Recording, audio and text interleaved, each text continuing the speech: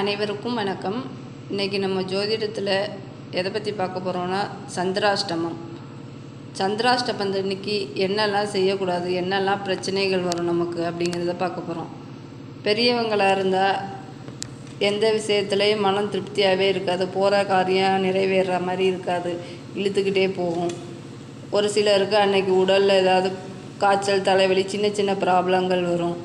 வேலை பார்க்குற இடத்துல கூட இருக்கிறவங்களோட ஏதாவது வாக்குவாதங்கள் ஏற்படலாம். சின்ன குழந்தைங்களுக்கு பார்த்திங்கன்னா எங்கேனாவது கீழே விழுந்து சின்ன சின்ன காயங்கள் ஏற்பட்டுக்கிட்டு வருவாங்க. அப்புறம் பெரியவங்களுக்கு அன்றைக்கி ஏதாவது விரைய செலவு ஒரு 1000 500ன்னு அவங்கவுங்களுக்கு தகுந்த மாதிரி சின்ன விரயங்கள் ஏதாவது ஏற்படும். நம்மளுடைய குழந்தைங்கள்னால ஏதாவது குழந்தைங்களுக்கு கூட இருக்கிறவங்களுக்கே யாருக்காவது உடல் உபாதைகள் ஏற்படுறதுனால நம்ம பெரிய மன அழுத்தத்துக்கு ஆளாகும். அந்த மாதிரி சின்ன சின்ன பிரச்சனைகள் ஏற்படும். ஏதாவது முக்கியமான காரியங்களுக்கு அன்றைக்கி செல்லணுன்னா தவிர்க்கிறது நல்லது சந்திராஷ்டமத்தன்னைக்கு. ஏன்னா அன்றைக்கி போகிற காரியம் முடிவடையாது, திரும்ப அடுத்த நாள் வர சொல்லிடுவாங்க. அதனால் சந்திராஷ்டமத்தன்னைக்கு ஏதாவது முக்கியமாக வேலைக்கு போகணும் அப்படின்னா அதை தவிர்த்துக்கிறது நல்லது. மனசு பக்கத்தில் இருக்கவங்க கூட அன்றைக்கி ஏதாவது பிரச்சனைகள் ஏற்படாமல் பார்த்துக்கிறது நல்லது.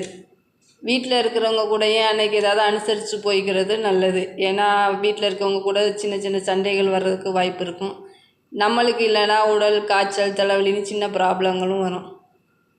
நன்றி, வணக்கம்.